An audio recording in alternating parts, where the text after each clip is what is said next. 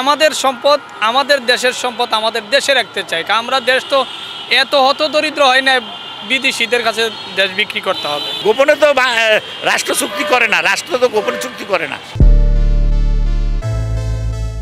নগর থেকে নাগরিক, নাগরিক থেকে জনগণ, সমসাময়িক ও জনগুরুত্বপূর্ণ বিষয় নিয়ে ঢাকা জার্নালের নিয়মিত আয়োজন পাবলিক জার্নালে স্বাগত জানাচ্ছি আমি আশিক আরেফিন।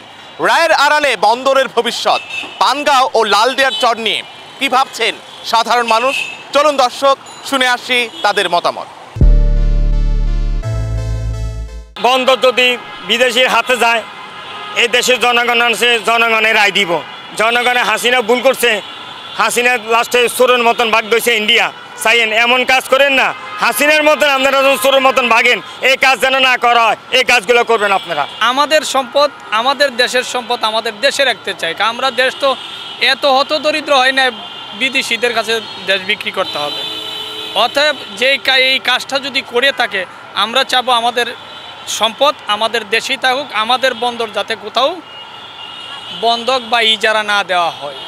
এইটার সাথে আমি সরকার প্রধানকে অনুরোধ করব, যদিও আমরা শুনছি বিভিন্ন নিউজে, যদি এই ধরনের কোনো কাজ হয়ে থাকে অনুরোধ করব দয়া করে যাতে আবার এই চুক্তি বাতিল করে বাংলাদেশের সম্পদ বাংলাদেশে রাখে, তাহলে আমরা শান্তিতে বসবাস করতে পারবো, আমরা ব্যবসা বাণিজ্য করে খাইতে পারবো। আসল টেকনিকটা মনে হচ্ছে, কারণ আমি নিজেও দেখিনি, খালি শুনছি, মনে হচ্ছে যে ওই দিকে চুক্তি স্বাক্ষর হবে আর ওই দিকে শেখ হাসিনার রায়কে বাস্তবায়ন করবে।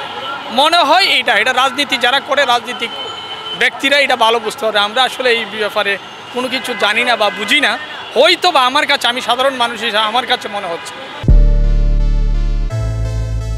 দেশের আমাদের বন্দর পরিবহনে আমাদের মন্ত্রণালয় আছে, নৌ পরিবহন মন্ত্রণালয় আছে, তাই না?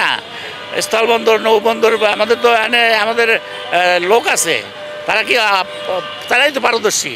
আমরা কেন বিদেশের লোক নেব? কোনো মেকানিজম লাগলে সেটা আমরা ভাড়া নেব, বিদেশের কোনো যন্ত্রপাতি লাগলে ওটা চালাই দিতে সেটা আমরা নেব, কিন্তু আমরা আরেকজনের কাছে দেবো কেন? আমরা দেশেই তো অনেক লোক বেকার, প্রকাশ করে না। এটা গোপনে চুক্তি হলে এটা গোপনে তো রাষ্ট্র চুক্তি করে না, রাষ্ট্র তো গোপনে চুক্তি করে না। রাষ্ট্র কি গোপন চুক্তি করে বলেন?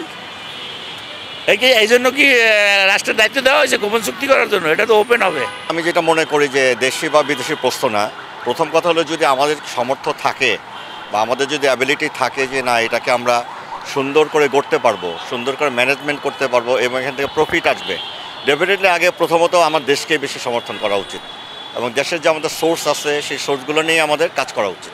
এটা হলো আমার প্রথম কথা। সেকেন্ডারি হলো যদি মনে করেন যে না আমাদের এখানে কোনো ঘাটতি আছে, সেক্ষেত্রে যদি আপাতত বাইরের কারোর সহযোগিতা নিয়ে কিছুদিনের জন্য ওটাকে ডেভেলপ করে যদি চালানো যায়, দেন আবার আমাকে এখানে ব্যাক করতে হবে যে আমার দেশের লোকই চালাবে। এটা আমি মনে করি এটা হলো উত্তম। না, এটা তো অনেক বড় ব্যাপার। বাংলাদেশে একমাত্র বন্দর আমাদের বলতে গেলে অনেকগুলোই আছে, মংলা আছে, আরও অন্যান্য আছে, তারপরে তো মেন হলো আপনার চট্টগ্রাম বন্দরটা। এখন এইটাকে নিয়ে তো আমাদেরকে ভালো মতো পজিটিভ চিন্তা ভাবনা করা উচিত, যাতে ভবিষ্যতে আরও বেশি ভালো কিছু করতে পারি, ইন্টারন্যাশনালি আমরা আরও ডেভেলপ করতে পারি, এখানে কনজামশন ক্যাপাসিটি বাড়াইতে পারি, আমাদের যে দক্ষ শ্রমিক আছে তাদেরকে আরও ডেভেলপ করতে পারি, যারা অদক্ষ আছে তাদেরকে আবার ডেভেলপ করতে পারি। এগুলো আমাদের অনেক কাজ করার আছে, কিন্তু এটা নিয়ে তো আমরা কাজ করি না। যারা আছে ম্যানেজমেন্টে, যারা আছে অথবা প্রশাসনে যারা আছে, তারাই ভালো বলতে পারে।